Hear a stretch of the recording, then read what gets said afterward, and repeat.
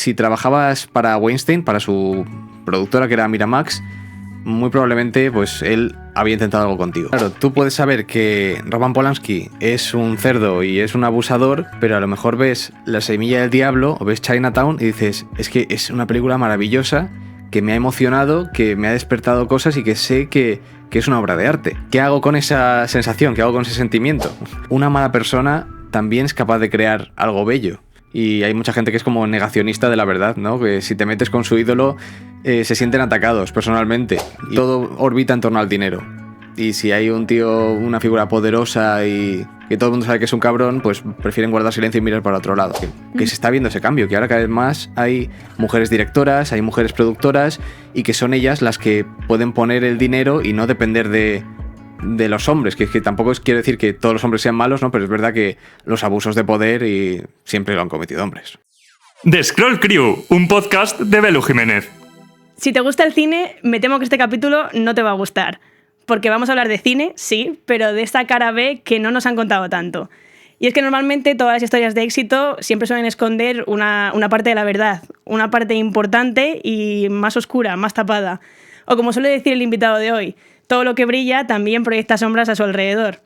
Hoy os traigo un invitado de los que hacen que este podcast tenga sentido, porque todo lo que él sube a redes sociales, en cada post que publica en Instagram, en TikTok, hace que descubramos algo del cine que no sabíamos, pero que sin embargo es una historia que no conocías y que puede hacer incluso que cambie tu visión de esa película, de ese director o del cine en general. El invitado de hoy es Daniel Gallego, aunque quizá lo conozcas más como Danny McFly, porque así es como se llama en redes y en su propio podcast.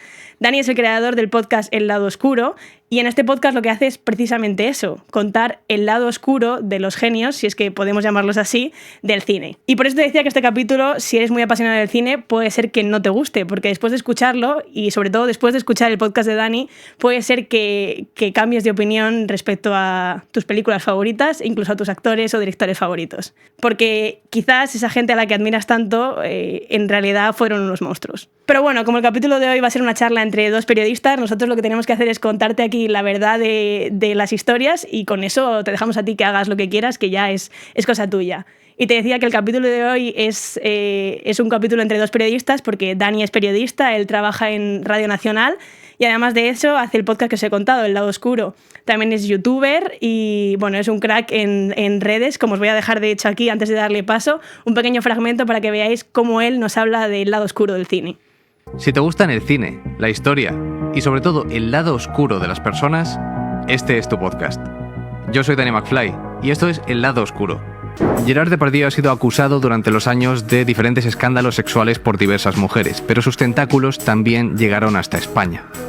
19 de diciembre de 2023. Ese día la periodista Ruth Baza lo acusó de una violación que tuvo lugar en 1995. Shelley Duvall vivió una auténtica pesadilla rodando El Resplandor, y la culpa de todo la tuvo Stanley Kubrick. El director se transformaba en un monstruo cuando hablaba con ella. El propio Jack Nicholson lo reconocía, decía que Stanley era una persona diferente cuando se dirigía a Shelley Duvall. ¿Recuerdas la escena en la que Wendy se defiende con un bate de béisbol de su marido, que está completamente ido de la cabeza? Pues que sepas que esa secuencia se llegó a filmar 127 veces. Las lágrimas que corren por el rostro de ella son de pura desesperación y son reales. Había tantas horas ahí invertidas que ella llegó a olvidar que estaba actuando. Bueno, Dani, ¿qué tal? ¿Cómo estás? Muchas gracias, lo primero, por estar aquí con nosotros hoy en The Scroll Crew. Gracias a ti por invitarme y estoy flipando con la presentación tan guay que me has hecho. O sea, parece no merezco tanto. Hombre, no, claro que sí, claro que lo mereces. ¿Qué tal? ¿Cómo estás? Que además creo que vienes directo de la radio ahora de trabajar, sí, ¿no? Sí, vengo directo de empalme, como suele decir, pero bueno, encantado de estar aquí, de charlar contigo, de hablar un poco de cine, de podcast y de lo que quieras. Uh-huh. Mira, voy a destacar algunos de los nombres que tú tratas en tu podcast, que son Chaplin, Stanley Kubrick, Hitchcock, Polanski, Woody Allen, James Cameron, Johnny Depp, Harvey Weinstein y hasta Walt Disney. Son algunos de los nombres que sacas a la luz, o más bien a la oscuridad, ¿no? Uh-huh. de tu podcast. Y bueno, como tú sueles hacer, yo quiero que empecemos por el principio, antes de hablar de alguno de ellos, que trataremos un poco más el tema con calma. Tú empiezas por el principio de los personajes y yo hoy, aunque no sea tu lado oscuro, quiero empezar por el principio contigo. ¿Cómo empieza Danny McFly a hablar en redes y a crear este podcast? Pues a ver, yo siempre he tenido claro mi vocación como comunicador. Yo hice la carrera de periodismo, como dices, y siempre he sido muy consumidor de YouTube. Me ha encantado pues eso, ver vídeos de creadores y siempre tenía como ahí la espinita, el gusanito de querer crear algo también, ¿no? Porque yo era muy consumidor, pero también quería estar en el lado de los creadores. Y siempre da vergüenza o da como miedo ese salto, ¿no? En plan, es que si subo vídeos, ¿qué va a pensar la gente que me conoce? Mira que he flipado, lo que se ha creído, no sé qué. Pero siempre pienso, no vas a empezar bien, nunca. Tienes que empezar de alguna manera y a partir de ahí ir construyendo y ir mejorando. Y en 2016 fue cuando empecé el canal de YouTube, Danny McFly. Y bueno, el nombre es simplón, pero efectivo, porque me encanta Regreso al Futuro. Me imaginaba que iba por ahí, pero digo, bueno, que nos lo confirme él por si acaso. Sí. De hecho, es curioso porque no he dedicado nunca ningún vídeo a Regreso al Futuro, y eso que es la saga que más veces he visto en mi vida y que podría recitar de memoria y decirte 1000 datos curiosos sobre las tres, pero tengo pendiente dedicarles un vídeo. Bueno, es que tiene que ser esa la joya de la corona, entonces es normal que te la estés ahí pensando Sí, para estoy hacerlo como bien. guardándolo para un momento especial. Y al principio eso, empecé a hacer vídeos sobre curiosidades de cine, eran también como críticas. Estaba un poco buscando mi voz, porque sabía que quería hablar sobre cine. Bueno, también hice algún vídeo sobre música aislado, pero lo principal era el cine. Y poco a poco pues fui creciendo, tuve algún pequeño éxito que se hizo medio viral. Es como que no hay una fórmula secreta, porque había alguno que se hizo viral porque era la serie del momento, como por ejemplo Gambito de Dama cuando salió, o otro que subí como para mí sobre la película de Forrest Gump, que dije, bueno, esto no le va a interesar a nadie porque no está de actualidad, pero a mí me gusta. Y de repente también lo petó. Y es que luego nunca se sabe, hay cosas que claro, soltamos ahí a YouTube, a las redes y dices, pues total, no entiendo por qué, o cosas que a lo mejor dices, Buah, este vídeo me ha quedado genial y dices, pues no me ha gustado tanto o lo que sea. A veces tocas la tecla y es tal cual, o sea, a lo mejor hay un vídeo que te curras muchísimo y eso no lo ve nadie y uno que haces por hacer y se hace muy viral. Y bueno, también muchas cosas de humor, sketches con Love Actually. Tengo un croma verde en casa y entonces me gustaba como meterme en las películas y jugar así con los planos y tal. Y a raíz de hacer vídeos también fui aprendiendo a editar. Poco a poco, desde cero, buscando cosas como súper básicas en YouTube de tutoriales para ir viendo un poco las necesidades que tenía. Y ese fue el capítulo 1 de Danny McFly, pero luego llega el capítulo 2, que es cuando creé el podcast. Que si no me equivoco fue porque te presentaste al Talent Hub de Podimo, que bueno, así para resumirlo un poco, fue una convocatoria que abrió Podimo a nuevas ideas de podcast, y tú presentaste, creo que 3 más, además del lado oscuro, ¿no? Cuéntanos cómo fue ese proceso de propuestas y por qué se quedó con el lado oscuro. Total, fue eso, en verano de 2023 que Podimo lanzó esta convocatoria, era la primera vez que se hacía algo así, el Talent Hub, y querían dar voz a jóvenes talentos, o no jóvenes, sino gente que tuviera una idea buena para un podcast, pero no tuviera medios para producirlo. Y yo sabía que se iban a presentar muchísimas personas y dije, tengo que llamar la atención de esta gente, voy a mandarles 4 episodios piloto. Y eran ya episodios montados con las sintonías, con las ráfagas, los sonidos. Claro, súper profesional ya. Listos para emitir, sí.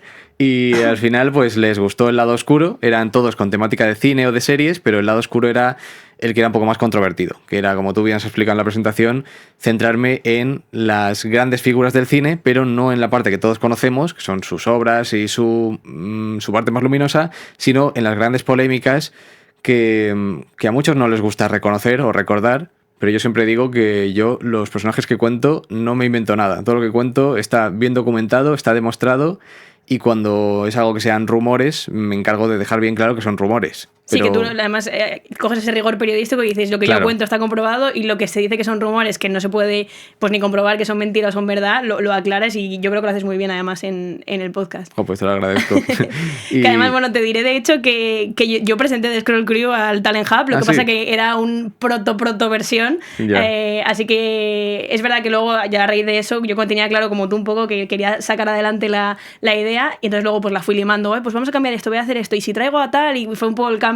O sea que el mío sí que estaba en pañales el proyecto, y yo creo que tú tienes muy claro en el lado oscuro. Yo me alegro de hecho que en el Talent Hub apostaran por ello, porque la verdad que es una maravilla de podcast. Pues muchas gracias. Y yo sí que me doy cuenta, viendo el primer capítulo y viendo ya los últimos de la segunda temporada, que ha habido también una progresión. Y yo como narrador, como locutor y tal, también he hecho una evolución.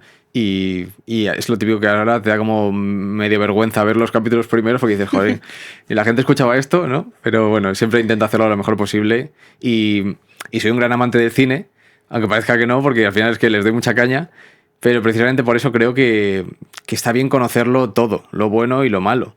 Y hay mucha gente que es como negacionista de la verdad, ¿no? Que si te metes con su ídolo, se sienten atacados personalmente. Y es como, tú puedes admirar mucho a Marlon Brando, pero reconocer que como persona no era nada ejemplar.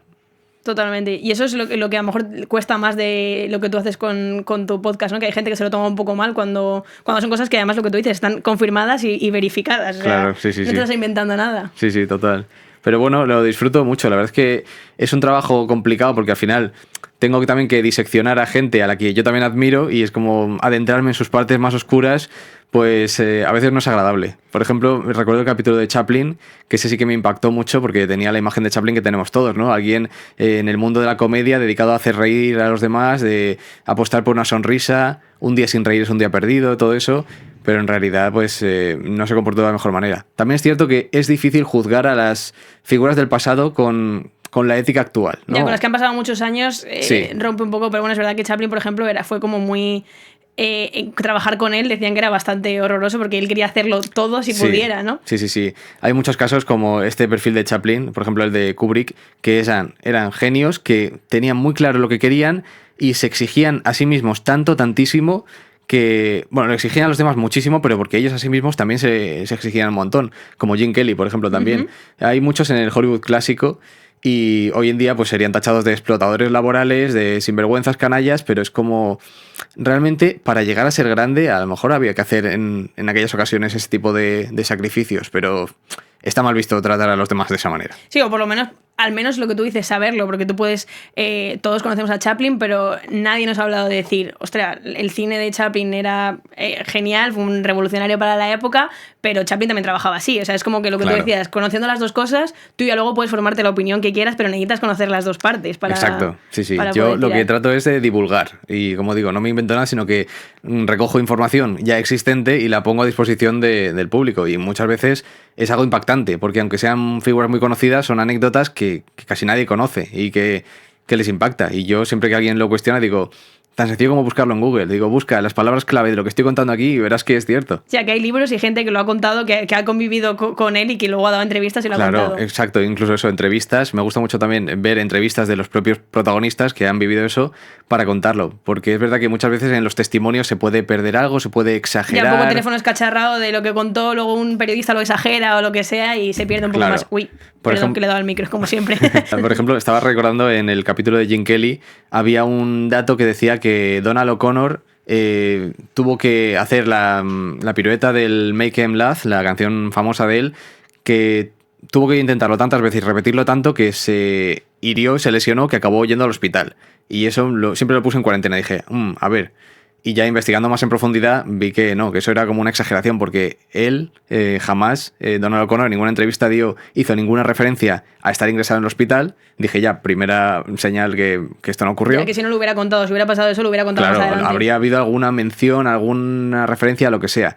Pero no era más que una leyenda urbana, porque de hecho la mujer de Gene Kelly también lo contó y se encargó de desmentirlo. Dijo, esto se dice mucho, pero es una de esas leyendas falsas de Hollywood y nunca ocurrió. Ujú. ¿Y cuánto tiempo te lleva a ti elegir el personaje? Que no sé si tienes ahí como una recámara de gente de la que quieras hablar o porque te lo ponen en redes. Y luego hacer toda esta investigación para plasmarlo después en el podcast, porque imagino que es un trabajo importante el que tú haces. Sí, porque encima a mí me gusta decir que soy el hombre orquesta, porque encima me gusta tenerlo todo tan controlado que quiero formar parte de todas las partes del proceso Un del poco podcast. Chaplin ahí, ¿no? Sí, la verdad es que sí. Yo, por suerte, trabajo para mí solo, así que soy solo tirano sobre mí mismo, pero sí, es verdad. Hago la documentación, la locución, luego el montaje, los clips de redes. Y lo disfruto porque realmente me gusta. Yo creo que todos los que nos dedicamos un poco a esto hay alguna parte del proceso que lo disfrutas y que es nuestro lenguaje. Sí, totalmente. Vamos, Nuestra yo te puedo narrativa. entender 100% con esto. Y tengo una lista de nombres, tanto que yo he visto que son algo polémicos por algo grave que han hecho, como gente que me ha recomendado en los propios comentarios de los vídeos, de los podcasts, de casos que han escuchado y quieren saber si son verdad o que puedo investigar un poco más sobre eso. Y me lleva bastante tiempo porque quiero asegurarme bien de lo que estoy contando. Y siempre intento pues ver películas del personaje en cuestión para entender también su obra. Si puedo leerme algún libro, lo leo sobre alguna biografía. Por suerte hoy en día hay muchísima información en Internet, incluso hay una página que es Internet Archive, que puedes ahí alquilar tanto libros, bueno, alquilar gratis, ¿no? Lo puedes como reservar libros de bibliotecas públicas, que ahí he leído un montón de biografías, como películas antiguas, películas clásicas de los años 30, 40, en esa página lo puedes ver tal cual. Es fundamental Joder, qué maravilla. para documentarme el saber inglés. O sea, si alguien quiere replicarlo, yo le recomendaría buscar en páginas en inglés y tener un buen nivel para poder contrastar bien la información, porque las información disponible en español está muy limitada. Pero no sabría decirte un número de horas exacto para cada personaje, porque van variando. Claro, cada capítulo depende un poco de cuánto tengas que bucear en la vida de cada personaje, Claro, ¿no? hay algunos que son como mucho más evidentes las polémicas, como por ejemplo Roman Polanski, que es como con un barrido rápido de internet ya encuentras todos los juicios que ha tenido, las polémicas, las huidas, la persecución de la justicia, y otros un poco más ocultos, pues como por ejemplo Walt Disney o demás que han acabado un poco más relegados al olvido por otras cosas que han hecho. Pero ya te digo, siempre hay algo donde rascar. Y ahora, por ejemplo, formando parte de Podimo, que tú tienes la primera temporada, está disponible en Spotify para todo el mundo y el resto la segunda la tienes en Podimo. ¿Ha cambiado tu forma un poco de producir porque tienes ayuda de ellos o sigue siendo un poco el hombre orquesta, como decías tú? Sigo teniendo yo todo el control, básicamente. Bueno, pues está bien, ¿no? Porque mira, es tu proyecto y tienes tu... No, está imagino bien. que sería también lo que tú quisieras, Claro, de tener el control era lo que yo completo. pedí. Y ahora es como más fácil porque ahora ya no tengo la parte de vídeo. Antes sí que podía subir los vídeos a YouTube y para hacer los vídeos un poco más amenos o interesantes me gustaba intercalarlo con imágenes de películas, de entrevistas, con carteles promocionales de las pelis. Y ahora, como es solo audio, de hecho para mí creo que el audio es como la parte más pura del podcast, ¿no? Que te acompaña mientras estás cocinando, conduciendo, haciendo cosas en casa, lo que sea. Y es... no sé, creo que es mejor así. Y además... cuando lo subía en YouTube dependía de mí mismo el jugármela a poner imágenes que no me correspondían por derecho, ¿no? De alguna película y tal, lo hacen un mogollón de divulgadores, que Sí. al final para explicar algo tienes que poner la escena en una peli aunque no tengas los derechos. Y Podimo, ya al ser una empresa seria, pues dice, mira, esto no lo podemos hacer, así que si te parece bien va a ser solo audio. Y dije, pues mira, maravilloso. Bueno, también al quitarte un poco esa parte de vídeo y sigues editando vídeo para las redes. Para que las redes eso, sí que hago como sí. mis mini clips, mis fragmentillos, que son los que también han hecho que mucha gente me conozca, porque algunos de ellos han hecho virales y muchos no conocían el podcast, me conocían a mí de redes o me han empezado a conocer por los reels y gracias a eso han descubierto el podcast, así que es un poco la pescadilla que se muerde la cola. Ujú. Pues quiero que empecemos a hablar un poco de alguno de los personajes que tratas en tu podcast, porque creo que esos casos concretos que yo he elegido nos van a sacar temas que quiero que hablemos tú y yo hoy. Ujú. Quiero que hablemos, por ejemplo, de Gerard Depardieu, que, bueno, así un poco resumen, es uno de los actores franceses más conocidos, es el actor que hizo de Cyrano de Bergerac, es el que hizo de Jean Valjean en Los Miserables, de Obélix y un montón, creo que tiene 200 y pico películas, un montón de películas. Y muy de sin actualidad, embargo, además. Sí, y además está muy de actualidad porque... creo que ha sido el 28 de octubre, hace muy poco, tenía que presentarse a un juicio en el que estaba acusado de abuso y de acoso sexual y no se ha presentado porque ha alegado enfermedad, que estaba indispuesto y tal, pero tiene esos casos abiertos. Cuéntanos un poco la historia de Gerard Depardieu. Lo fuerte es que Gerard Depardieu mantiene que es inocente, pero es muy difícil creer su palabra. Gerard Depardieu es un actor que supuestamente, porque hasta que no haya una sentencia firme no podemos decir que sea un abusador, pero supuestamente ha abusado y ha agredido sexualmente a muchas actrices, casi todas ellas más jóvenes que él. Bueno, y no solo actrices, a maquilladoras, a ayudantes de producción. En los rodajes tiene esa fama de ser un bestia, un monstruo y un acosador. De hecho, hay hasta imágenes de él en acción. Hay una periodista argentina que se llama Dolores Barreiro, si no recuerdo mal, y tiene un vídeo del año 2000, ahí está en YouTube, si lo buscáis lo encontraréis, en el que ella le intenta hacer una entrevista a él, pero él está, no sé si está un poco achispado o es que es así, pero está como súper besucón, súper tocón, intenta darle un beso a ella en el cuello, en los labios, y eso en todo momento está siendo grabado. Él sabe que le están filmando para una entrevista de la tele y eso no hace que se corte ni lo más mínimo. Y ella está incómoda y intenta apartarlo disimulando la sonrisa porque está en directo y están grabándola, pero... Sí, intentando ser una profesional, pero... Claro, pero ese tío es un baboso y está intentando apartarlo. Y eso grabándole, que es lo que tú y dices. eso Entonces, grabándole. cuando no le graben, Claro, cuando no le graben, ¿cómo será? ¿qué no habrá hecho? Y también incluso con una periodista española tuvo un episodio porque ella era muy joven, no sé si tenía 18 o 20 años, y era una entrevista que le dio en una habitación de hotel y él también la agredió sexualmente. Y ella incluso lo contó en su medio cuando regresó, que creo que era Fotogramas, era la revista de cine Fotogramas, y antes no se podía denunciar tanto estos casos de acoso porque incluso la propia sociedad le quitaba importancia, ¿no? O decía, es que este actor es como muy grande, muy famoso, no tienes nada que hacer contra él, es tu palabra contra la suya.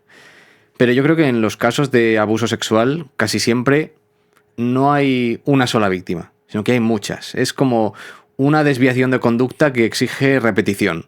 Y siempre que hay un caso así, van a salir muchas mujeres diciendo que este tipo les ha hecho algo. Sí, pero además un poco lo que tú decías es que en los rodajes todo el mundo sabía cómo era él y nadie había dicho nada. Y cuando empiezan a hablar las primeras víctimas, le dicen, no, pero es que es uno de los actores más importantes del momento, es que es tu palabra contra la de él y todo eso. Es que además tiene amigos muy poderosos. Claro. Por ejemplo, el presidente de Francia, Emmanuel Macron, lo defendió.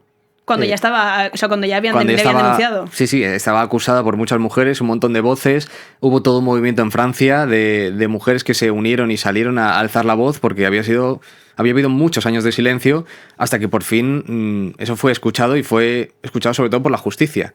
Pero había casos muy graves. Por ejemplo, una compañera de rodaje de la película Danton, que hizo en los 80, acabó quitándose la vida. Muy poco después de haberlo denunciado en redes sociales. Sí, y cuando hicieron, pues esto fue cuando se publicaron, creo que fue en 2023, ¿no? Un documental con todas las víctimas que hablaban para un poco coger fuerza de decir, es que esto no nos ha pasado a una sola, nos ha pasado a varias. Sí. Y ella se suicidó después de contar y de revivir lo que le había pasado con este actor. Pero lo terrible es la impunidad, que el tipo se haya estado décadas paseándose por ahí, pues por Hollywood, por Francia, por donde quisiera, con la tranquilidad de saber que no le iba a pasar nada.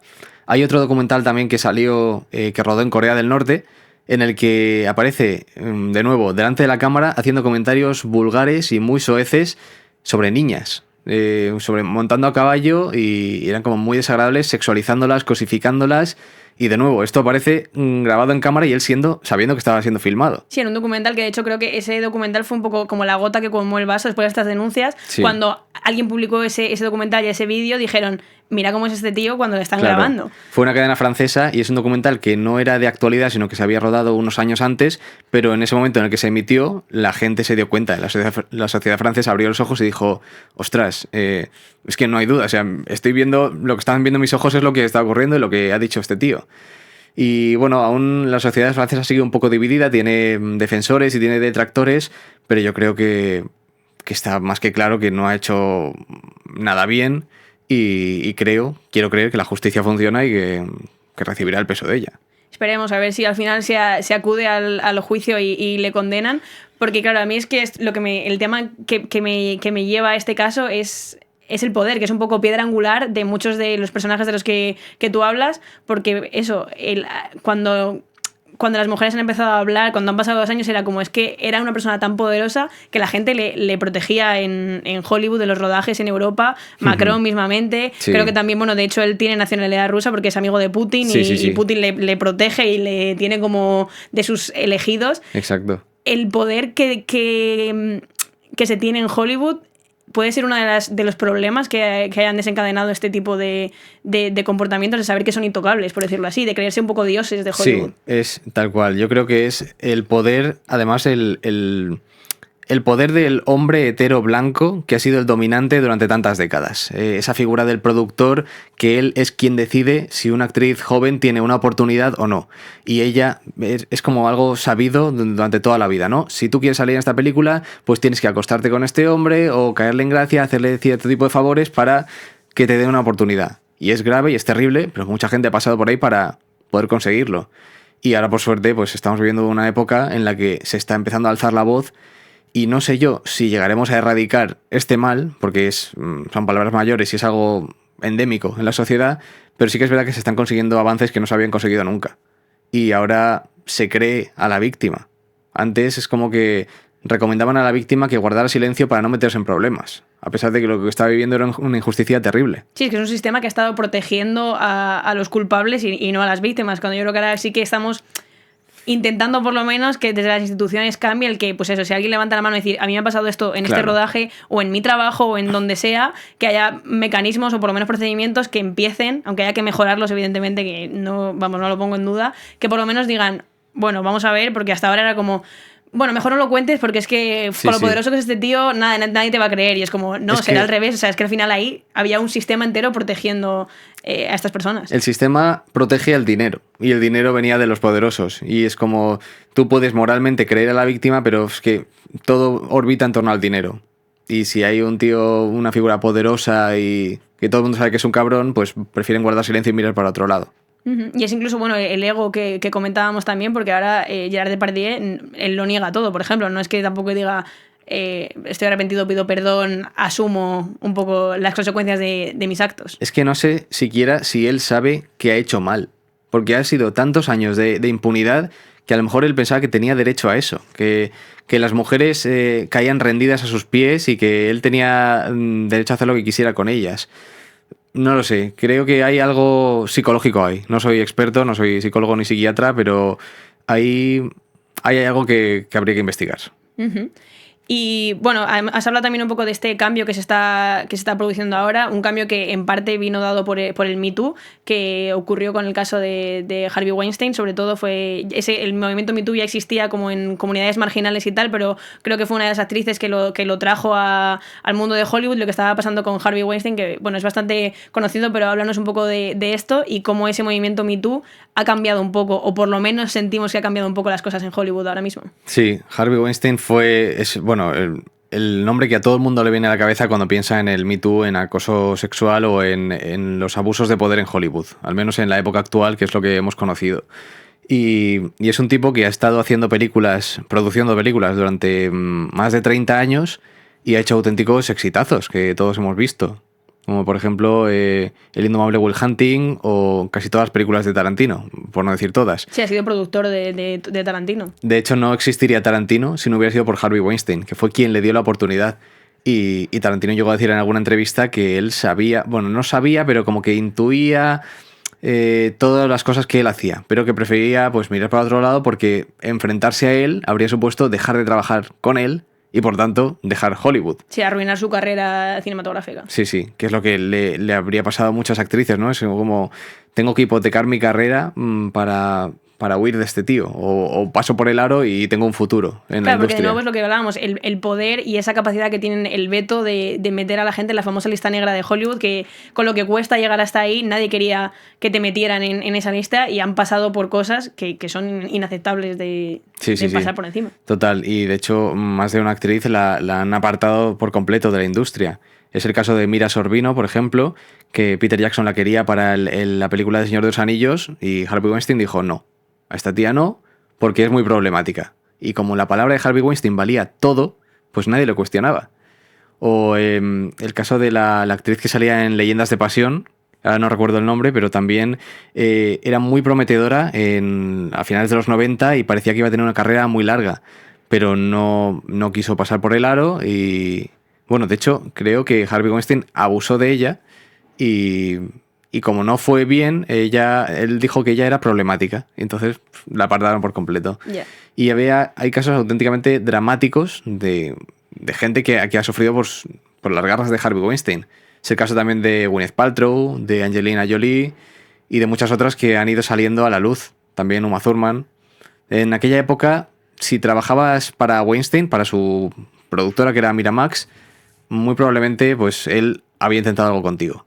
Y es un tipo que, si lo veis físicamente, os dais cuenta que no es nada atractivo como para seducir a las mujeres por su personalidad o por su encanto, sino que obviamente era abuso de poder. Y sobre todo eso en un entorno laboral, porque puede ser que él fuera una persona maravillosa, pero no, era en un entorno de poder y de saber que estaba jugando con la carrera sobre todo de estas chicas y ese miedo de decir, es que si no, pues te voy a meter en la lista negra de Hollywood y nadie va a querer trabajar contigo. Lo terrible es que era un secreto a voces y que todo el mundo lo sabía, pero nadie se atrevía a denunciarlo. Por suerte, el movimiento Me Too estalló y cada vez más mujeres alzaron la voz y vieron que no estaban solas, que todas habían sufrido las garras de este tío y de muchos más nombres que fueron saliendo a raíz de eso. Pero Harvey Weinstein fue como la primera condena que actualmente está cumpliendo condena porque se le declaró culpable de estos casos de abuso sexual y se le apartó y supuso su caída en picado y fue como un paso muy importante que demostró que por primera vez las víctimas estaban siendo escuchadas y podía suponer un cambio en Hollywood. Y yo quiero creer que se está viendo ese cambio, que ahora cada vez más hay mujeres directoras, hay mujeres productoras y que son ellas las que pueden poner el dinero y no depender de los hombres, que es que tampoco quiero decir que todos los hombres sean malos, ¿no? Pero es verdad que los abusos de poder siempre lo han cometido hombres. Sí, lo que tú decías, al final el dinero y el decir, bueno, pero es que como hace películas súper exitosas, pues bueno, que nadie diga nada, vamos a callarnos y eso, vamos a guardar un secreto a voces, que yo creo que también es el movimiento Me Too. O sea, me da un poco pena que tenga que ser así, que tantas mujeres tengan que unirse para hacer caer a un poderoso, que con que una hablase ya tendría que valer, pero bueno, creo que es necesario un impacto así, de decir, una figura, un dios de Hollywood, que incluso Meryl Streep le llamó así cuando recogió uno de los premios. Es algo que yo pienso en Meryl Streep, con lo que yo la adoro, y dices, llamarle Dios a este tío, creo que es algo que también ella seguro que le ha perseguido después. Sí. Pero eso, hacer caer a un dios es significativo y yo también quiero pensar que es un punto y aparte de la historia de Hollywood y que no vamos a estar dentro de 30 años hablando de la gente que está ahora mismo en Hollywood y que sea este tipo de monstruos como Harvey Weinstein. Quiero pensar que por las cosas por lo menos empiezan a cambiar, aunque quede mucho camino por recorrer, la verdad. Ojalá. Y yo creo que también la información que esté a disposición de los ciudadanos, de la gente, también puede ayudar a despertar movimientos sociales. Porque muchas veces estas cosas eran conocidas por la industria, pero no por el público. El público sacaba una película que ellos querían ver e iban a verla. O a lo mejor en la antigüedad pues iban a ver películas que habían tenido maltrato animal o que había muerto gente haciéndola y eso les daba igual. Pero ahora hay como mucha más sensibilidad hacia la ética, hacia las buenas prácticas y hacia que nadie sufra o que tenga que pasar por situaciones vejatorias para que se haga una película. Y si Harvey Weinstein continuase como productor porque siguiese libre, seguramente mucha más gente lo boicotearía. Y por eso también el movimiento ciudadano creo que es importante, el despertar conciencias. Antes hablabas de eso, de que hay formas de hacer películas sin hacer sufrir a la gente. Es algo que también me ha llamado mucho la atención escuchando tu podcast con lo que pasó con Casablanca, que es una película que es antigua, pero es una brutalidad pensar en cómo se hizo Casablanca cuando podía haberse hecho con una maqueta y sin que la gente sufriera, la gente del cast de la película sufriera, ¿no? Porque fue una brutalidad lo de Casablanca. Sí, el director de Casablanca, Michael Curtis, hizo una película anterior que era... No recuerdo el nombre ahora, pero era de una inundación, un gran diluvio, y entonces sí que hubo accidentes terribles en aquel rodaje y murió gente. Llegaron a morir extras y en aquella época pues no había tanta conciencia por la seguridad en los rodajes. A raíz de eso y de esas muertes empezó a cambiar todo eso, pero en aquella época era como, bueno, tengo que sacar mi película y cueste lo que cueste, caiga quien caiga. Y por suerte ha cambiado mucho. Esto era en los años 30, han pasado casi 100 años y ahora hay medidas como muy estrictas, incluso también con rodajes infantiles. Los actores infantiles no pueden hacer jornadas de rodaje tan largas como los adultos y las escenas de riesgo siempre están supervisadas por algún profesional, a no ser que el actor en específico lo pida, al revés. Hay casos como el de Tom Cruise o el de Jackie Chan que prefieren hacer sus propias escenas de riesgo, pero por lo general hay mucho más cuidado para evitar tanto accidentes como desenlaces fatales. También para proteger el entorno laboral de los artistas y de la parte de la realización del cine. Que aún así puede haber accidentes, porque, por ejemplo, estoy recordando el caso de la película Rust, la de Alec Baldwin, que hubo ese famoso incidente con una pistola, ¿no? Que estaba cargada, que era una pistola real, no era de atrecho, y murió una chica. Creo que era asistente de dirección y todavía están con juicios pendientes abiertos porque hay que depurar responsabilidades ya que hay una persona muerta cuando no debería estar muerta, que estaba realizando un trabajo, no era una situación de riesgo. Sí, claro, que es una imprudencia y que son cosas que tienen que regularse en el cine, que es que la ficción tiene que ser ficción y no pueden pasar, o sea, no puedes crear el drama que estás representando de verdad, que es un poco lo que comentábamos en directores antiguos. Me sigue sorprendiendo porque en un rodaje se supone que es un entorno muy controlado en el que cada cosa está pensada milimétricamente y no debería haber accidentes tan terribles. Así que, no sé, hay amantes de las teorías de la conspiración que dicen que allí hubo algo, pero hasta que no se termine la investigación no vamos a saber lo que ocurrió realmente. Y quiero ahora que hablemos de un tema que estoy segura que sabes que te va a preguntar por este tema, que es el eterno debate. Además, he visto que en tus vídeos cuando grabas tienes detrás el libro de Monstruos de Claire Dever, que es un gran libro y abre el debate sobre si se tiene que separar el arte del artista, que esto es lo que pasa con este tipo de casos, cuando tú además imagino que sacas a la luz un poco pues casos como el de Harvey Weinstein o el de Chaplin o tal, decir, bueno, es que esto yo lo he estudiado como un clásico, ahora qué hago con... Claro. Deja de ser clásico, tiene que ser cancelado el arte y el artista. ¿Tú qué piensas de este debate? Es un debate complicado, separar el autor de su obra. Es que claro, tú puedes saber que Roman Polanski es un cerdo y es un abusador, pero a lo mejor ves La semilla del diablo o ves Chinatown y dices, es que es una película maravillosa, que me ha emocionado, que me ha despertado cosas y que sé que es una obra de arte. ¿Qué hago con esa sensación? ¿Qué hago con ese sentimiento? O con músicos, por ejemplo. Músicos que sabes que ha maltratado a sus parejas o que ha asesinado a alguien, pero escuchas sus canciones y dices, es que una mala persona también es capaz de crear algo bello. Es complicado. Yo creo que cada persona tiene su propia lucha interna para decidir qué hacer o qué no hacer. Yo en mi caso creo que sí que puedo separar al artista de la obra. Y si una película me gusta, me da pena porque hay una parte de mí que dices, joder, no debería estar disfrutando por algo que ha hecho alguien que ha hecho sufrir. Pero creo que es importante tener el contexto. Un poco conocer todo lo que ha hecho para poder valorarlo correctamente. No lo sé, es que igual preguntas a 5 personas y te dicen 5 respuestas diferentes, pero para mí, yo sí que puedo separarlo. Yo sé que Hitchcock fue un misógino y un cerdo, pero veo Vértigo o veo Psicosis y digo, es que me tengo que rendir a la evidencia de que este hombre es un genio del cine y sabe narrar como nadie. En mi caso separo la obra del artista y condeno a la persona, pero admiro al artista.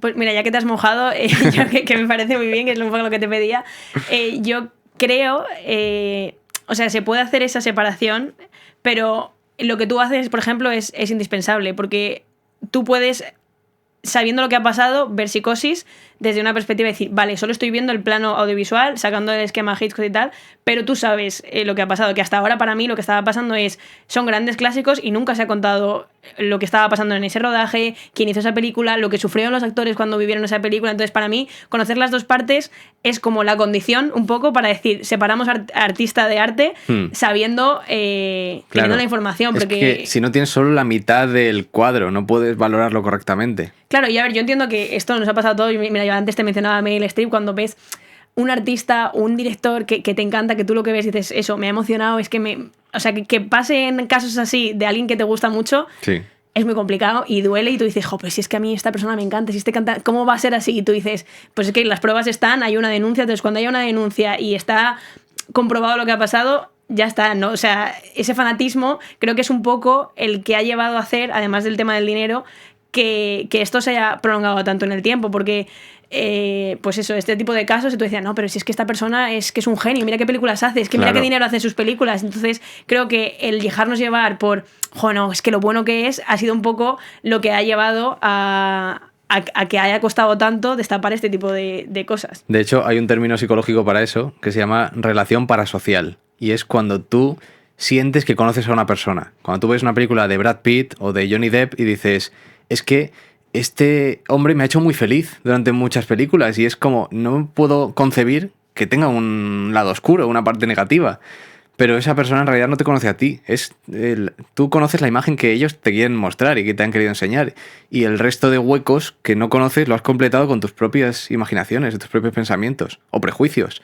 Y por eso cuando sale algún escándalo de alcohol o drogas o algún comportamiento delictivo, pues primero te viene la negación, ¿no? Dices, hombre, si me hizo llorar en Leyendas de Pasión, si me ha hecho reír como el Capitán Jack Sparrow, es como, no puedo creer que esta persona tiene que haber sido un error judicial o algo, pero todos somos personas al final, no hay nadie que sea perfecto 100%. Y entonces, ¿tú qué piensas ahora que hacemos con estas obras? Que, por ejemplo, de las que tú hablas, imagino que te ha pasado también de descubrir películas que te encantaban y decir, he descubierto este lado oscuro, tengo que contarlo y tengo que sacarlo a la luz. ¿Qué hacemos ahora con estas películas que ya están hechas? Porque es verdad que el punto de inflexión de ahora en adelante me parece bien, pero claro, las obras de arte que ya están hechas, ¿qué hacemos con ellas? Claro. Pues es complicado, porque no solo pasa con el cine, pasa con todas las artes, creo yo, con la literatura, por ejemplo, con la pintura. Picasso no es un ejemplo de nada. O sea, Picasso con sus mujeres, con sus hijos incluso, fue un tirano, un abusador y un agresor muy bestia. Pero era capaz de hacer cuadros cubistas que emocionaban a todo el mundo y que en todo el planeta se le admiraba. Y tú ves un cuadro de Picasso y sabes que estás viendo algo grande. Y con el cine lo mismo. Yo antes he puesto el ejemplo de Polanski o de Hitchcock y creo que no tenemos que ser hipócritas. Si una obra de arte ha sido hecha, ha sido hecha. Y hay que reconocerla como tal. Conociendo al autor, pues te hace valorar un poco lo que decimos de la imagen más completa, pero creo que son obras que se pueden seguir disfrutando. Manteniendo cierta distancia o con nuestra vara moral bien definida para saber por dónde no pasaríamos en lo personal, pero en lo artístico, al final es que es algo tan personal. Todos tenemos como ese placer culpable, ¿no? De ese grupo de música que es ridículo para todos, pero a que a ti te gusta, a ti te despierta algo. Y aunque no lo compartas con nadie, pues a ti te despierta emociones bonitas. Y con el cine, con cualquier tipo de arte, es bonito, porque al final un artista lo que intenta es hacer de este mundo un lugar mejor con su obra. Y eso es algo muy admirable, a pesar de que tenga partes negativas. Sí, que como persona lo haga justo Claro. un lugar peor, aunque como Total. arte lo hace mejor, pero como persona lo han convertido en un mundo peor. Entiendo que es un debate complicado, que es difícil posicionarse y que habrá mucha gente que no esté de acuerdo conmigo, pero a mi modo de ver, la obra, no digamos que prevalece, pero tiene valor en sí misma, al margen de las cosas horribles que haya hecho el hombre o la persona, que también tienen que ser reconocidas y hay que hablar sobre ello, precisamente para no volver a cometer esos errores y que como sociedad avancemos todos. Sí, precisamente eso es lo que tú haces, que yo creo que es una tarea muy importante hacer eso con el lado oscuro, de que por lo menos lo que decíamos al principio del capítulo, que la gente tenga toda la información Sí. y luego cada uno es libre de hacer con esa información y de pensar un poco lo que quiera. También pienso que es diferente, cada caso es un poco un mundo. Tú antes hablabas de Polanski. Claro. Polanski, por ejemplo, nunca... o sea, él huyó de Estados Unidos y nunca le han condenado por los abusos que cometió. Entonces eso, por ejemplo, Claro. es algo a reclamar. Total, había una causa abierta contra él, él huyó del país un día y ya lleva décadas sin volver a pisar porque sabe que en el momento que pise suelo estadounidense va a la cárcel. Porque además él fue un abuso a una niña, ¿no? Sí, tenía 13 años la chica cuando fue abusada, cuando fue violada y él lo reconoció, de hecho se le declaró culpable. Él decía que las relaciones fueron consentidas, pero es verdad que la drogó y no es nada bonito tampoco ese episodio, pero es culpable, o sea, no hay debate ahí. Él lo hizo y debería estar en la cárcel por ello. Está viviendo en el extranjero, él es ciudadano polaco, pero también tiene la nacionalidad francesa, así que es como que vive entre esos dos países y probablemente termine sus días en libertad, porque ya es muy mayor, no creo que viva muchos más años, pero no le van a pillar. No, ya se ha acostumbrado a no pisar Estados Unidos, de hecho, cuando estrena alguna película allí ni siquiera puede pisarlo. Ganó el Oscar por la película del pianista y no fue a recogerlo, sino que se lo llevaron a claro, su... pero es lo que yo me refiero, una persona que se sabe que debería estar en la cárcel en Estados Unidos, ha recibido un Oscar, sigue haciendo películas y es como... ¿Cómo Sí. puede ser esto? Eso sí que, por ejemplo, a mí me parece que hay que diferenciar un poco. Sí. En casos concretos tipo así, o sea, eso es inaceptable. Claro. Y que la política, o sea, que la policía internacional no sea capaz de, que eso es un tema de derecho internacional, de un delito cometido en Estados Unidos y tal, es más complicado. Sí. Pero que tú sepas que está, pues eso, en Polonia, que está sacando películas y que es una persona que debería estar en la cárcel. Pero yo creo que la gente cada vez es más consciente, porque el último festival de Cannes al que fue, sí que le abuchearon muchísimo, hubo protestas en la calle, grupos de mujeres que se arremolinaron en torno al teatro para protestar porque se siga reconociendo a este hombre. Porque una cosa es que hiciera buenas películas cuando era un monstruo, pero no se sabía. Pero es verdad que ahora que se sabe, pues ahí ha quedado como una mancha sobre su obra y mucha gente pues no es capaz de soportarlo y entiendo esas protestas porque es que tienen toda la razón del mundo. Totalmente. Así que, no sé, es complicado. Y por último yo quería que hablásemos de Hitchcock porque le hemos mencionado un poco antes. Yo, por ejemplo, que yo hice periodismo con comunicación audiovisual y me llamaba mucho la atención porque, claro, Hitchcock es como uno de los principales a estudiar. Nosotros hemos visto en clase películas de él, Vértigo, Psicosis, Los pájaros, las míticas como que se tienen que estudiar de cultura del cine. Y a mí, por ejemplo, en toda la carrera, hasta sí que sabía cosas de Hitchcock, pero no tan en precisión de esas películas como al escuchar tu podcast, nadie me había hablado del lado oscuro de Hitchcock que tiene, que además de toda la parte, sobre todo de abusos, como hemos comentado de otros cineastas o de otros actores, la forma en la que él tenía de trabajar y de hacer sufrir de verdad a sus actores es algo que me ha impactado mucho, porque es lo que te digo, no me cabe en la cabeza que tú no cuentes la obra de Hitchcock sin contar lo que está pasando en ese rodaje. Sí, sí, yo también creo que es importante conocer toda la información. Y Hitchcock es verdad que es una figura indiscutible en el mundo del cine, ha sido enormemente influyente y los avances técnicos y narrativos que él propició, el cine sería un lugar muy diferente si no hubiera existido Alfred Hitchcock, sobre todo en el género thriller. Pero es verdad que fue un cabrón, que trató a sus actrices muy mal, especialmente a Tippi Hedren. Sí, de Los pájaros, la actriz de Los pájaros y de no me acuerdo qué otra película. Marnie la ladrona. Uh-huh. Sí, pero con Los pájaros fue especialmente duro. Él se dice que se enamoró de ella y se encaprichó, pero ella pues intentaba marcar las distancias y él, al verse rechazado, pues intentó controlarla de todas las maneras posibles, eligiendo qué ropa llevaba, eligiendo con quién hablaba, fuera del set mandaba espiarla para ver a dónde iba, con quién iba, y le hizo sufrir de verdad durante ese rodaje, porque en Los pájaros hay momentos en los que ella sangra de verdad, llora de verdad y de puro terror. Hay un momento en el que los pájaros la atacan y los entrenadores de los pájaros iban con unos guanteletes que le protegían hasta el hombro, pero ella estaba totalmente descubierta y le lanzaban los pájaros a la cara, gaviotas, palomas, pájaros de todo tipo, y no solo pájaros reales, sino también réplicas de madera, que de hecho incluso uno le dio en el ojo y le provocó un daño en la retina que fue terrible. Sí, tuvo que estar ingresada, de hecho, ¿no? Durante ese rodaje, porque sí, además sí. Creo que ella cuando preparaban la película dijeron, no te preocupes que voy a usar pájaros mecánicos, y la engañó, de hecho le llevó a esa escena y se encontró con pájaros de verdad, y lo que se ve en esa escena, esas heridas y esos gritos, sí, sí. O sea, eso no es actuado, y eso es grabar una tortura prácticamente. La sangre es real, totalmente, y ella tenía una frustración, un llanto, un desconsuelo que era horrible. Encima él había firmado un contrato con ella de 7 años, y durante 7 años ella era suya, no podía trabajar para nadie más, estaba atrapada. Y el tío pues intentaba propasarse con ella, una vez intentó también asaltarla sexualmente en un coche, fue terrible. Y hubo un detalle especialmente macabro, que es que una vez le mandó un regalo a casa que era una muñequita que se parecía mucho a ella, que vestía como ella y que estaba dentro de un ataúd. Era un humor muy retorcido, era lo que decíamos nuevamente del abuso de poder, era el saber, el hacer saber que él era el jefe y que él mandaba. Y que tenía el control sobre ella totalmente. Sí, sí. Y ella durante mucho tiempo pues estuvo callada porque no quería estar en la lista negra de nuevo. Es algo que lleva pasando toda la vida. Pero finalmente habló y confesó pues todos estos temores.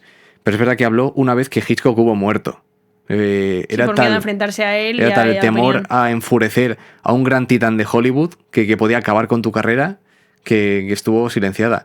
Y hubo un libro en el año 2000 que relató todas estas partes negativas de Hitchcock, que se llamaba The Dark Side of Genius, el lado oscuro del genio. Lo escribió un periodista llamado Donald Spoto, y ahí fue como la primera vez que el mundo se dio cuenta de que Hitchcock era un monstruo, porque hasta entonces pues todo el mundo había hablado de su obra, de su cine, pero hizo sufrir a mucha gente.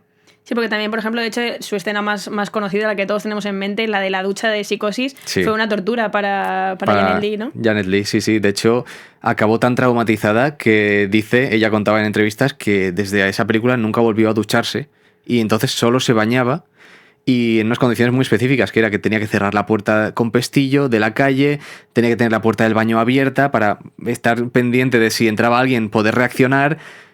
Hubo tantas y tantas repeticiones de la escena de la ducha, hubo tanta tensión, la manera de dirigir era tan agresiva que ella nunca llegó a recuperarse del todo. Y fíjate que siempre dirigía sobre todo a mujeres, y mujeres rubias, ¿no? Tenía como ese fetiche. Sí, con las rubias, es verdad. Sí, sí, no sé si hay también algo psicológico, pero está claro que le hizo la vida imposible a muchas de ellas, sobre todo a estas dos.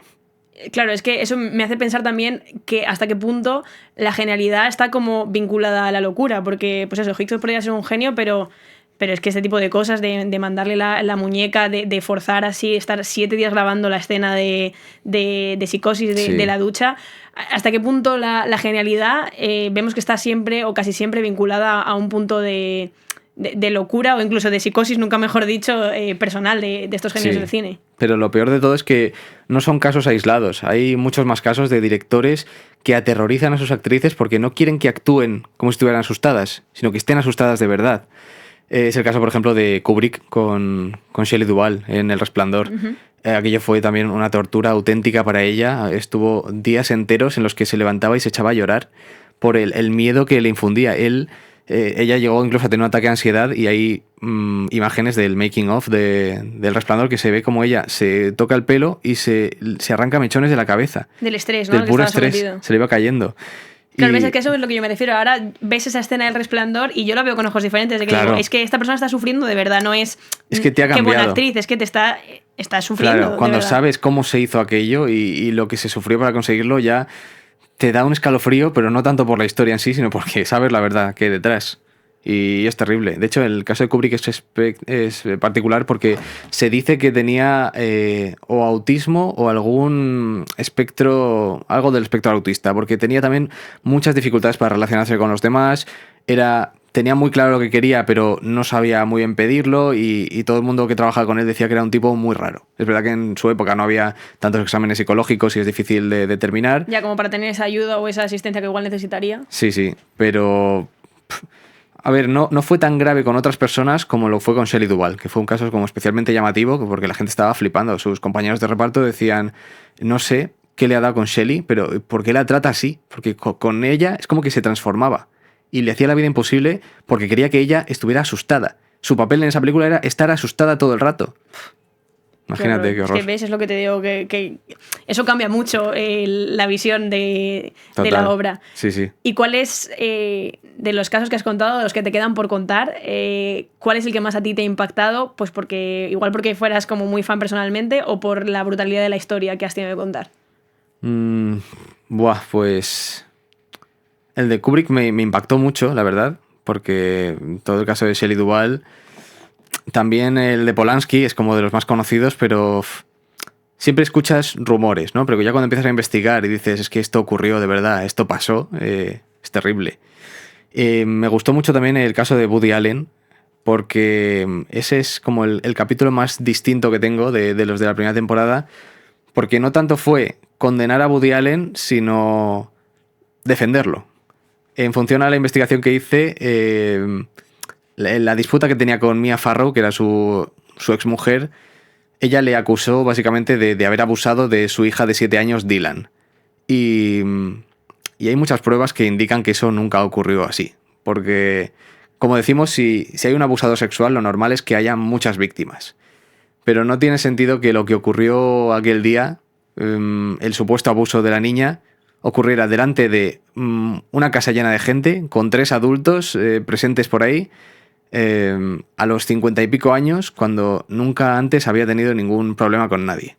Y de hecho el hijo de Mia Farrow, Moses, cuando ya era adulto, él era psicólogo y contó cómo la madre era una manipuladora que se había encargado de generar esa imagen negativa de Woody Allen como venganza. A esto se une un elemento extra, que es otro de los hijos de Mia Farrow, uno de los más pequeños, a los que cuando todo ocurrió esto tenía 4 años, o sea que no tenía uso de razón y vivió con su madre toda la vida, así que creyó lo que ella le dijo. Este niño, cuando creció, se convirtió en un periodista creo que era del New York Times, era de un medio muy influyente en Estados Unidos, y claro, allí los medios de comunicación controlan la opinión pública, y ya lo que quieras publicar va a creerse, sea cierto o no. Pero en función de lo que se determinó en los juicios y que se demostró, Woody Allen no abusó de nadie.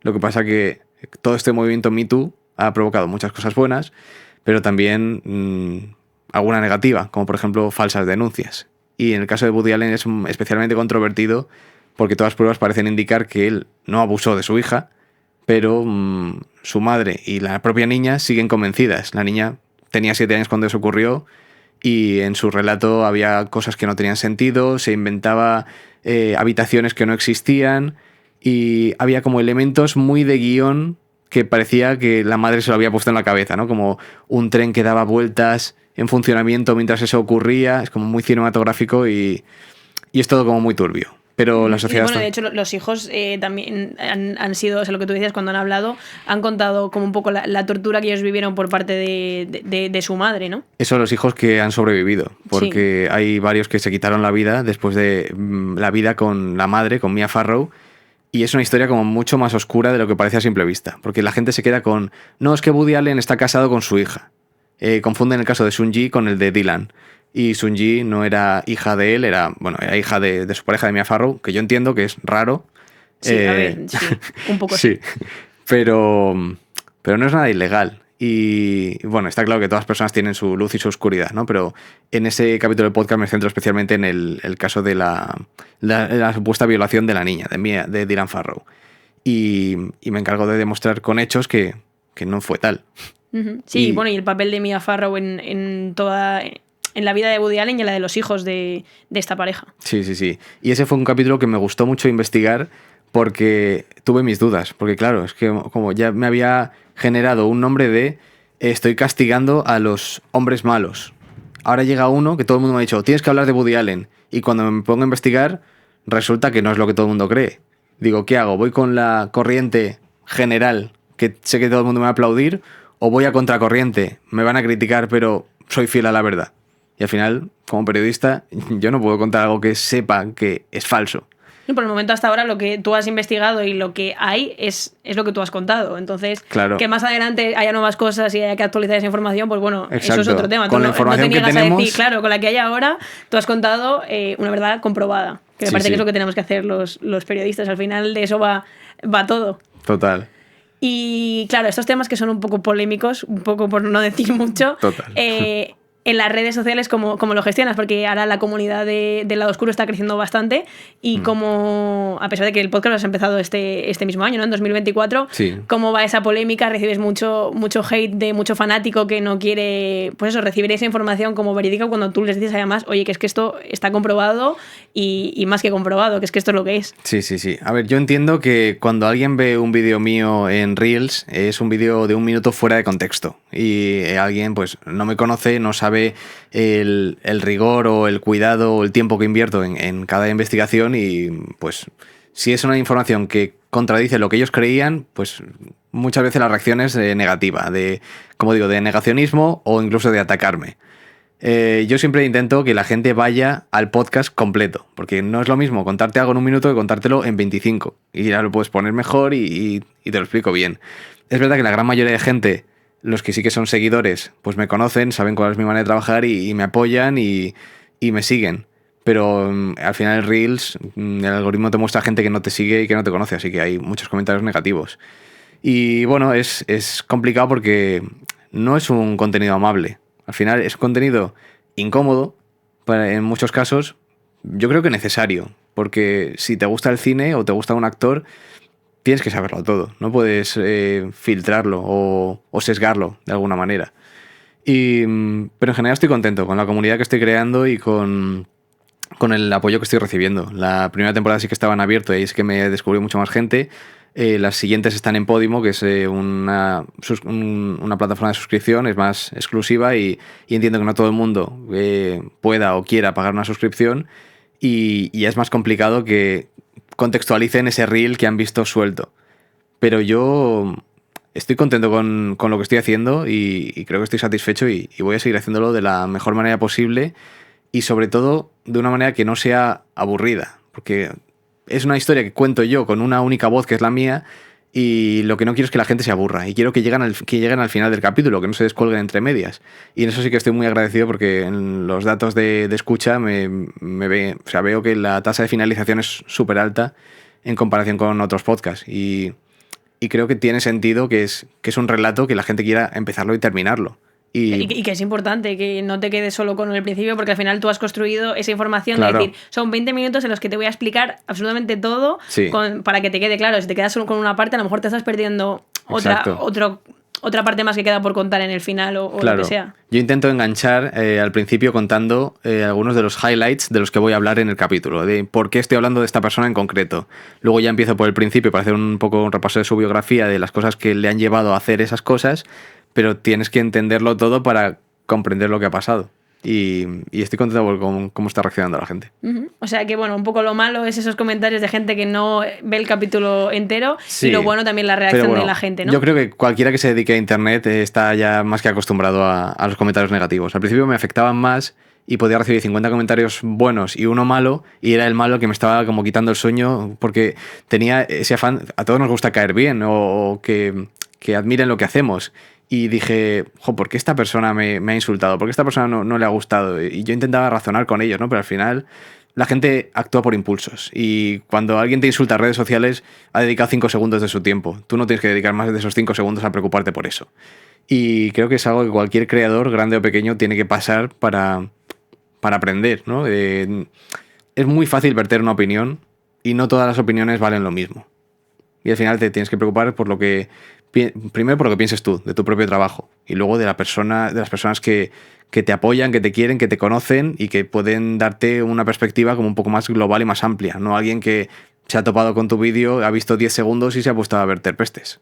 Totalmente, y además que no suelen ser comentarios que estén abiertos al debate, porque si es, oye Dani, ¿dónde has encontrado esto? O es que yo nunca lo había visto, un poco de que sí que, claro, que el debate en redes está bien, y si hay alguien que exacto, te pregunta o quiere decir, pues yo es que esto lo he leído y no lo había interpretado como tú, o cosas así, pues bienvenido sea. Mira, pero... de hecho, recuerdo un caso que en el vídeo de Chaplin alguien comentaba, esta información de Chaplin me parece un poco dudosa, ¿de dónde la has sacado? Y yo le respondí, entiendo tus dudas, digo, mira, esta información la he sacado de esta biografía, si quieres ir a ella, está entre las páginas tal y tal. Y la persona respondió y dijo, wow, lo acabo de ver y es impactante, es cierto lo que dices, gracias por explicarlo. Y es como, jolín, qué bonito cuando la gente habla y se entiende, ¿no? Y no solo discute. Claro. Y estuvo guay. Y bueno, ya para terminar, la pregunta que yo suelo hacer a todos los invitados que venís aquí, ¿qué perfil recomendarías también que creas que crean un contenido de calidad como el que haces tú, de ese que aporta mientras estamos haciendo scroll ahí en nuestra pantalla, que de ahí el nombre de este podcast de hecho, que hace que aprendamos algo o que nos adentremos en una información verídica y real, que es algo que es un poco la asignatura pendiente de las redes sociales, ¿no? Bueno, a ver, yo tengo varios. De divulgador, el primero que me viene a la cabeza es Jaime Altozano, porque me encanta y lo admiro muchísimo. Probablemente muchos de tus seguidores lo conozcan, pero si no lo conoce alguien, es un divulgador sobre música. Al principio hacía vídeos de música clásica, de bandas sonoras, pero ha acabado explicando en YouTube cosas, términos realmente complejos a nivel de teoría musical para los que no tenemos ni idea de música, más allá de disfrutarla como usuarios. Y de hecho sacó incluso cursos de piano que yo me compré y quiero aprender a tocar el piano en cuanto tenga tiempo para pues es la asignatura pendiente que he tenido. Y me gusta mucho su manera de comunicar, porque él te puede hacer un vídeo de 35 minutos y yo me lo voy a ver entero, porque es capaz de transmitirte esa pasión y de enseñarte cosas nuevas, que al final es la base de la divulgación. Y luego en el mundo del cine, que es también lo que a mí me gusta consumir y donde me muevo, en el mercado español me gusta mucho Álvaro Wasabi, que creo que hace también vídeos muy chulos de divulgación, contándote curiosidades, ejemplificando muy bien todos los vídeos que hace, poniendo las escenas y incluso muchos conceptos teóricos del cine. Te lo explica para pues, de andar por casa de una manera muy divertida, con mucho humor y de una manera muy guay. Y luego del mercado anglosajón, también del mundo del cine, me gusta mucho un chico que se llama Ryan George, que hace vídeos de YouTube, que se llama el canal Pitch Meeting, que la idea es, él hace como dos personajes, se pone plano contra plano, y es como la reunión de un guionista con el directivo que va a hacer la película. Y es como críticas de películas de actualidad, pero como si fuera el guionista que se lo está vendiendo al director y al directivo, y lo hace de una manera como con mucho humor. Y es un poco también un análisis de la película, porque te va sacando los fallos de guión de una manera muy cómica y así como que vas aprendiendo lo que acabas de ver gracias a su parodia. Qué bueno, esa no la conocía, ese canal no lo conocía, Pues te lo así que recomiendo. luego le echaré un vistazo. Sí, te va a gustar. Pues nada, Dani, muchísimas gracias por este ratito. A ti que nos estás escuchando, te recomiendo que vayas a escuchar el podcast de Dani, El Lado Oscuro, que le sigas en redes, en @soydaniamcfly, os lo pondré todo por abajo como siempre, y que si has llegado también a este podcast y te ha gustado, si has llegado a través de un Reels o de un TikTok, pues que vayas a las redes a seguirme, que sigas este podcast, que te quedes a escuchar el resto de capítulos, que espero que te gusten. Y nada, muchas gracias por quedarte hasta aquí y sobre todo muchas gracias a ti, Dani, por formar parte hoy de The Scroll Crew. Un placer. The Scroll Crew, un podcast de Belu Jiménez.